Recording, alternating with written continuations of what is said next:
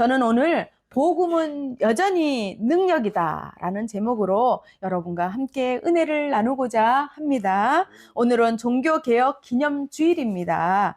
16세기 1517년 10월 31일 날 마르틴 루터는 독일 비텐베르크 대학 교회의 정문에다가 95개의 조항을 걸었습니다. 그 한 장의 종이가 1000년 동안 굳게 닫혀있던 교회의 문을 열고요. 복음의 빛을 다시 비추어 주었습니다. 당시 교회 현실은 어땠을까요? 당시 교회는요, 성직자들은 그 화로운 그 궁전 같은 그런 곳에 성당에서 살면서요, 세금도 내지 않고 권력을 마음껏 휘둘렀습니다. 교회와 권력이 결탁을 하면 어떻게 되죠? 교황과 주교들은 정치에도 깊이 관여를 하게 됩니다. 개입을 했습니다. 교황과 주교는 지금의 교회로 말하면 목사님 이렇게 그죠 성직자들이잖아요. 할 사역은 무엇이냐면 신자들을 영적으로 돌보고 교리 그러니까 하나님과 예수 그리스도 성령에 대한 믿음과 구원 성경의 가르침이죠. 그것을 또 성례정, 성찬과 세례 등 이런 의미를 기독교 신앙의 핵심을 가르치는 그런 사람인 것입니다. 그런데 그들은 사람들을 속여서요. 뭐라고 했냐면은 부모나 형제가 죽었잖아요. 죽은 분들이 있을 거 아니에요. 그분들이 이제 연옥이라는 곳을 만들었습니다. 그래서 연옥에서 고통받는다고 헌금을 많이 내면은 그것을 덜어줘서 천국으로 이동을 한다고 이렇게 그래서 뭐냐면 그 죄를 용서받았다고 증명해주는 그 증서가 뭐냐면 바로 면죄부라고 합니다. 그 면죄부를 어떻게 해요? 성도들에게, 신자들에게 팔아 먹은 거죠. 그것을 파는 사람이나 사는 사람이나 정말 그죠? 똑같아, 진짜. 기가 막힙니다. 우리 인간은 똑똑한 것 같으나 정말 너무나도 어리석은 죄인인 것입니다. 여러분, 연옥은 없습니다. 성경 누가복음 23장 43절을 보잖아요. 그러면 우리 예수님께서 십자가에 달렸을 때 2명의 강도가 양쪽 옆에 있었습니다. 그럴 때 그 한 강도는 예수님을 비웃었잖아요. 그리고 한 강도가 어떻게 했습니까? 예수님, 당신의 나라에 임하실 때 나를 기억하소서라고 말을 합니다. 예수님께 그렇잖아요. 그럴 때 예수님께서 뭐라고 하셨습니까? 오늘 네가 나와 함께 낙원에 있으리라 라고 말씀하십니다. 아멘.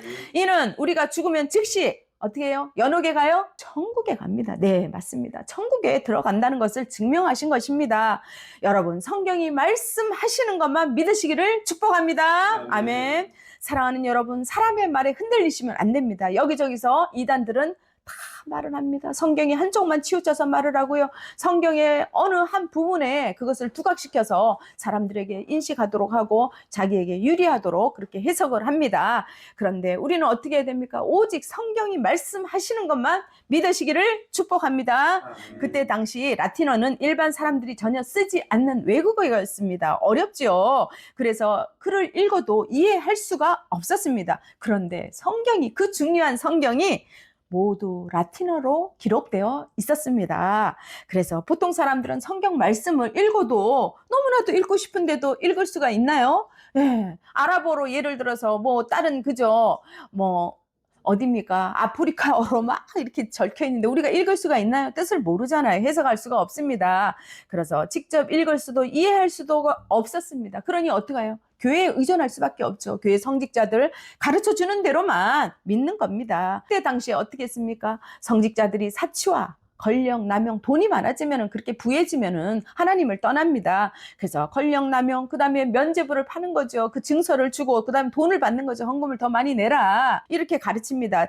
연옥에 대한 공포가 사람들의 어떻게 해요? 삶을 지배라는 거죠. 어떡하냐. 우리 부모님한테 더 효도를, 그죠? 여기서 효도를 못했는데 이거라도 내서 정말 부모님을 기쁘게 해줘야겠다. 막 이런 거 있잖아요. 그래서 루터는 이러한 잘못된 관행과 그 교리에서 벗어나야 된다고 주장을 했습니다. 정말 선구자죠.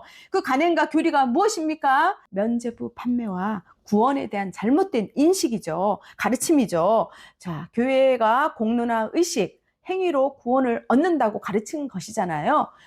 자신의 노력해서 인간의 행위로, 인간의 어떻게 해요? 많은 물질로 해서 구원을 받는다고 가르친 거잖아요. 모두 인간의 욕심을 채우기 위해서 만들어진 잘못된 것들입니다. 그런데 루터가 단순히 교회의 문제만 보고 개혁을 외친 것은 아닙니다. 루터 자신도 내적으로 하나님을 믿었지만은 구원과 의로움에 대한 깊은 두려움 속에서 씨름했습니다. 우리 모두 죄인이니까 계속해서 죄책감을 느끼고 하잖아요. 자, 그는 외적으로는 신학 교수로서 어떻게 해요? 신학 교수님들은 학문적으로 너무나도 뛰어나잖아요. 지금도 그렇고, 그죠? 근데 하나님을 더 깊이 섬기기 위해서 세상의 부패와 불의에 맞서 복음의 진리를 수호한 사람이 그 당시에 수도사였습니다. 그러니까 수도원이 뭐냐면은 하나님의 삶에 전념하기 위해서 세상과 떨어져서 동떨어져서 공동 거주지에서 기도와 금식, 묵상을 하는 그런 헌신적인 사람들이 모여서 사는 곳입니다. 수도원에 가서 이분도 묵상하고 금식하고 기도하고 이렇게 열심히 한 거죠. 그러나 마음 깊은 곳에서는 왜 그럴까요? 과연 나는 하나님 앞에서 의로운가? 이것에 대한 계속 의문을 가지고 자기 자신에 대한 질문을 던집니다. 두려움이 자리 잡았습니다. 루터는 하루에도 수십 번을 회개했죠. 하나님 용서해 주세요. 용서해 주세요. 자기가 뭐 또 죄를 지면 또 용서해 주세요. 그죠? 그거 하면서 금식하고 스스로를 어떻게 했어요? 괴롭히고 뭔가 마음을 단련하는 행위, 의로워지려고. 그런데 마음의 평안을 얻지를 못합니다. 중세의 기록을 보면요, 일부 수도사들이 자기의 몸을 스스로 막 때리거나 찌르거나 막 이런 거 있잖아요. 참으려고 그 고행을 통해서 참 대단하죠. 대단하긴. 그렇지만 죄를 씻고 하나님께 더 가까이 가려고 한 건데 그것이 효과가 있습니까? 네, 없습니다. 어떻게 이렇게 답을 잘 하시는지. 예배소서 2장 8절은 이렇게 말씀을 하고 있습니다. 너희가 그 은혜에 의하여 믿음으로 말미암아 구원을 얻었나니 이것은 너희에게서 난 것이요 하나님의 선물이라 라고 말씀을 하고 있습니다.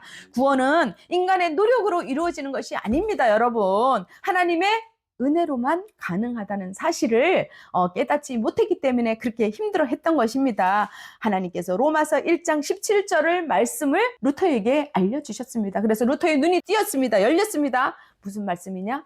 오직 의인은 믿음으로 말미암아 살리라. 아멘. 내가 하나님께 무엇을 드려야 해서 구원을 받는 것이 아니라 하나님이 먼저 은혜로 나를 구원하셨구나. 깨달은 거죠. 깨달은 것도 누가 주시나요? 하나님께서. 그렇죠. 이 깨달음이 바로 종교개혁의 불꽃이 되었던 것입니다. 그 은혜의 불길은 오늘 우리에게도 이어지고 있습니다. 그리하여 루터는 우리에게 오직 믿음으로 구원을 받는다는 복음의 진리를 다시 일깨우며 세상을 향해서 용기 있게 나섰습니다. 한마디로 루터가 16세기에 외친 것은 무엇이라고요? 따라해 보겠습니다. 복음으로 돌아가자. 복음으로 돌아가자. 네, 복음으로 돌아가자. 복음으로 돌아가자. 루터는 이 깨달음을 통해서 5가지 핵심 진리를 외쳤습니다. 이것이 종교개혁의 5대 원리라고 합니다. 뭐냐 하면은 1. 솔라 스크립투라. 오직 성경입니다. 성경만이 신앙과 삶의 뭐예요? 최종 건이라는 것입니다. 믿습니까? 아멘. 그 다음 2번째, 2. 솔루스 크리스투스. 오직 그리스도입니다. 자, 구원의 유일한 중보자는 누구라고요?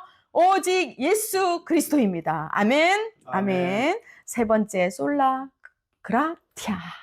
자, 오직 은혜입니다. 구원은 인간의 공로나 자격이나 노력이 아니라 하나님의 전적인 은혜로 주어지는 것입니다.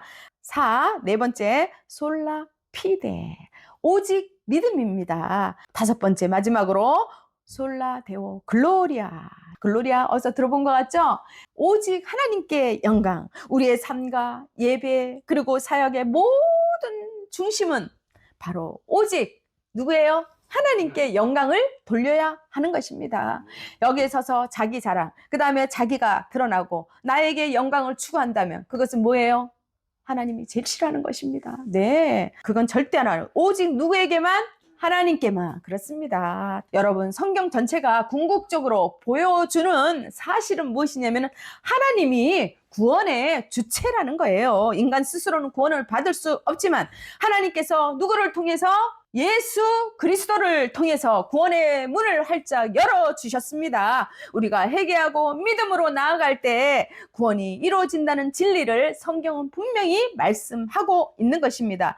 성경은 시대도 변하고 배경도 변하고 문학 형식도 다양하죠. 그죠? 성경에는 여러 가지가 나옵니다. 한 가지 변하지 않는 흐름이 있습니다. 무엇입니까? 바로 구원의 원리와 진리인 것입니다, 여러분.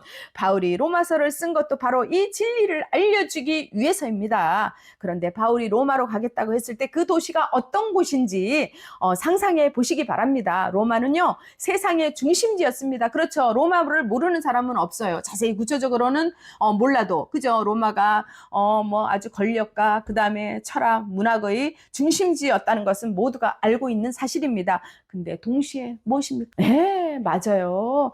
오상 숭배와 쾌락, 탐욕이 가득한 아주 그냥 음란의 도시였죠. 또 이런 곳에서 십자가에 달리신 예수님을 구세주라고 외친 것은 무엇입니까? 지식인들에게 아이고 저거 좀 봐. 조롱거리가 되었겠죠.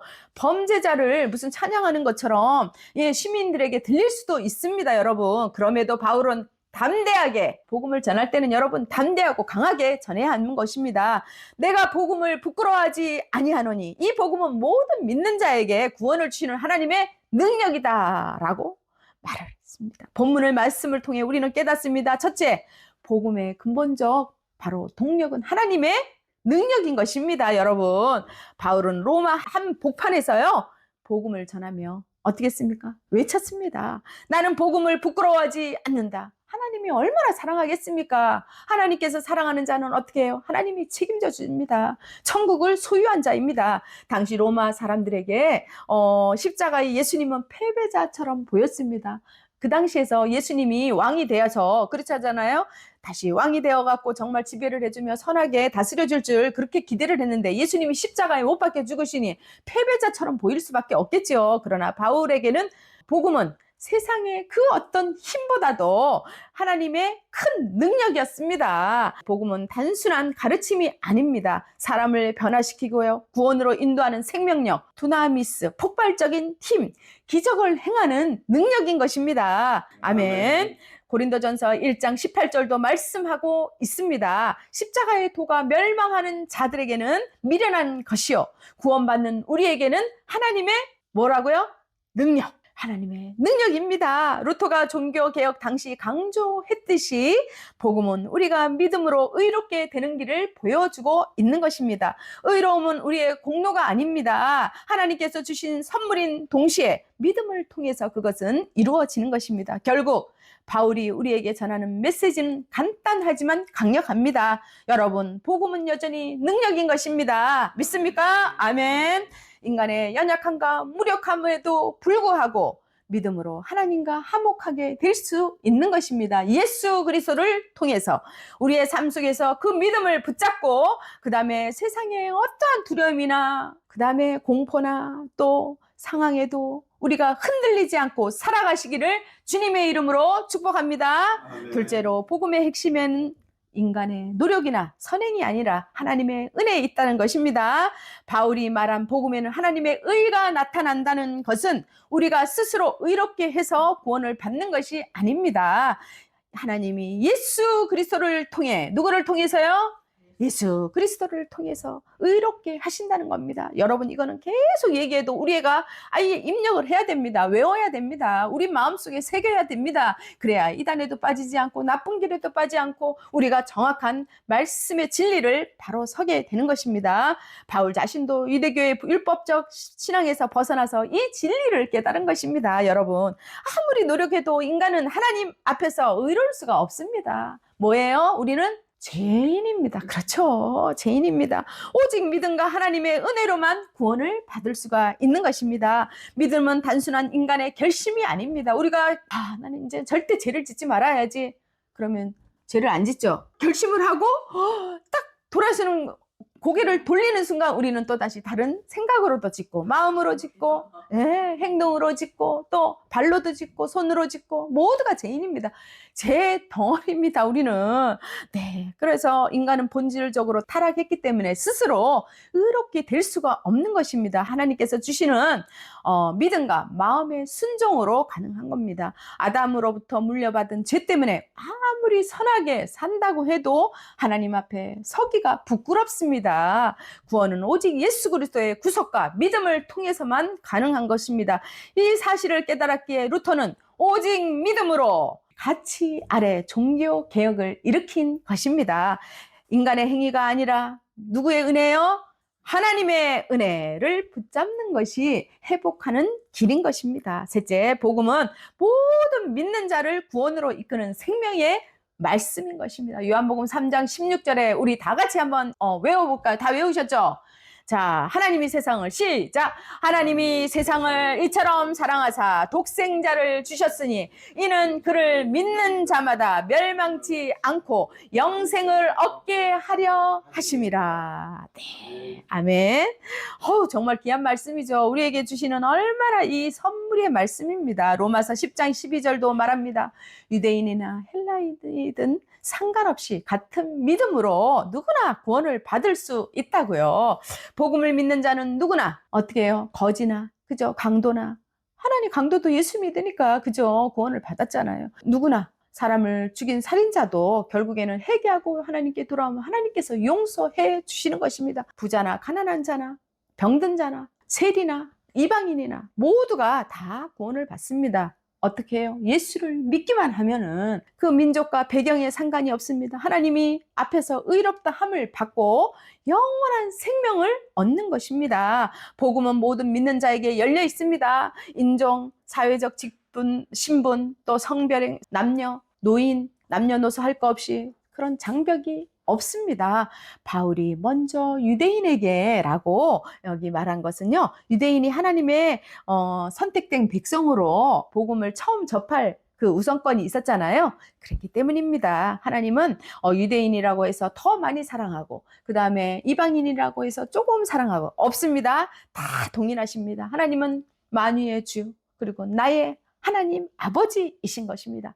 그러나 복음은 결국 모든 민족과 사람에게 구원의 길을 열어주시는 하나님의 능력입니다. 로마서 1장 17절, 갈라디아서 2장 16절에서 바울은 중요한 진리를 이렇게 전하고 있는 것입니다. 자, 우리가 다 하나님의 그 진리, 하나님의 말씀을 믿으시기를 축복합니다. 아멘. 넷째, 하나님의 의 안에서 믿음으로 시작해 믿음으로 완성됩니다. 복음에는 하나님의 의가 나타나서 믿음으로 믿음에 이르게 합니다.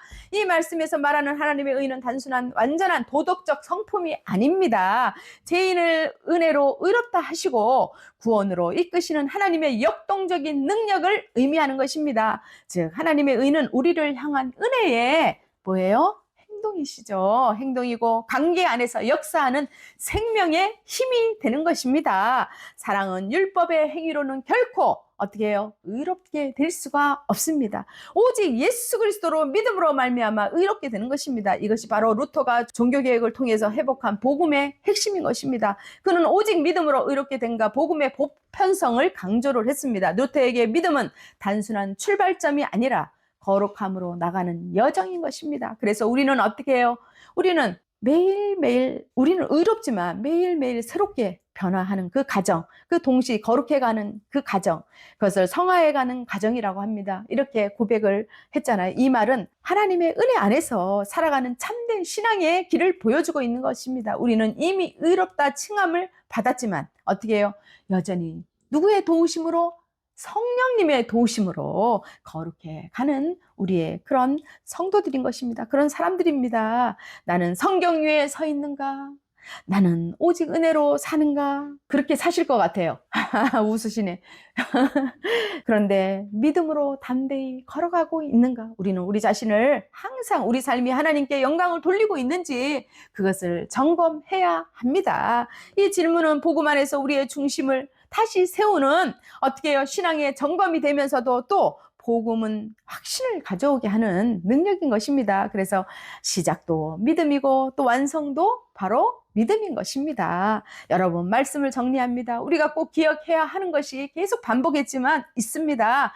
그토록 갈망하는 영생. 영생이 무엇입니까? 보통 사람들이 생각할 때 영생은 뭐예요? 영생은 영원히 죽지 않는 거 이렇게 생각하잖아요. 네, 그렇습니다. 그런데 영생은 죽은 후에 천국에 가는 그 티켓만이 아니라 지금 이 순간부터 우리는 영생을 누리고 있는 것입니다. 하나님 나라를 하나님과 동행하는 새로운 생명인 것입니다. 단순히 오래 사는 것이 아니라 하나님의 생명으로 사는 삶을 말합니다. 예수님을 믿는 순간 우리는 이미 영생을 소유한 사람임을 믿으시기를 축복합니다. 아멘. 내가 진실로 진실로 너희에게 이르노니 내 말을 듣고 나 보내신 이를 믿는 자는 영생을 얻었고 심판에 이르지 아니하나니 생명에서 사망에서 생명으로 옮겼느니라 라고 말씀합니다. 믿는 자는 영생을 얻을 것이라고 했습니까? 얻을 것이라고 하지 않고 이미 얻었다. 믿는 자는 영생을 얻었고 라고 말씀하셨습니다. 할렐루야. 영생은 값없이 주시는 하나님의 선물입니다. 어떻게든지 받아야죠. 그죠? 믿음으로. 그 십자가 사랑이 이미 우리의 모든 죄를 완전히 씻으셨기에 믿는 자는 즉시 하나님의 품에 안기는 영생의 복을 누리게 되는 것입니다. 루터가 말한 대로 믿음으로 받는 것입니다. 인간의 어떠한 노력이나 선행, 공로, 자격, 그런 찬양도 있잖아요. 돈으로도 못 가요 하나님 나라, 힘으로도 못 가요 하나님 나라, 거듭나면 가는 나라 하나님 나라, 믿음으로 가는 나라 하나님 나라. 네, 믿음으로 가는 것입니다. 우리가 사는 세상은 로마와 닮았습니다. 그 당시 권력과 성공과 쾌락과 물질이 이미 신이 되어버린 시대입니다. 지금은 복음은 여전히 조롱을 받고요, 외면당하고 세상 사람들에게 저항과 또한 어떻습니까? 반감을 불러일으키고 있습니다. 사랑하는 여러분, 루터가 종교개혁의 문을 두드린 것은 새로운 교회를 세우기 위함이 아닙니다. 잃어버린 복음을 회복하기 위함입니다. 오직 믿음으로 의롭게 되는 것임을 강조하는 것입니다. 이 복음을 붙들고 우리 이 복음을 전하는 여러분과 저 그리고 교회가 될 때 하나님은 오늘도 우리를 통해서 새로운 개혁, 하나님 나라를 이루시는 줄 믿으시기를 축복합니다. 아멘. 우리 모두가 다시 믿음으로 새롭게 일어서기를 축복합니다. 아멘. 행위가 아니라 은혜로, 사랑이 아니라 겸손으로, 두려움이 아니라 담대함으로, 그리하여 세상이 우리를 볼 때요, 세상 사람들이 우리를 볼 때, 이야, 저 사람은 정말 복음을 믿는 사람이구나, 복된 사람이구나, 하나님 믿는 사람이구나 라고 인정하는 그 고백이 흘러나오게 되기를 축복합니다. 아멘. 축복합니다. 아멘. 사랑하는 여러분, 복음은 여전히 능력입니다. 오직 주님밖에 없습니다. 기도하시겠습니다. 하나님 아버지, 루터가 붙잡았던 그 복음의 능력을 오늘 우리에게도 새롭게 부어 주시옵소서. 오직 믿음으로, 오직 은혜로, 오직 말씀 위에 서는 교회가 되게 하여 주시옵소서. 세상 속에서 부끄러움을 부끄러워하지 않고 삶으로 복음을 증거하는 개혁된 성도들이 되게 하여 주시옵소서. 살아계신 예수 그리스도 이름으로 기도합니다. 아멘.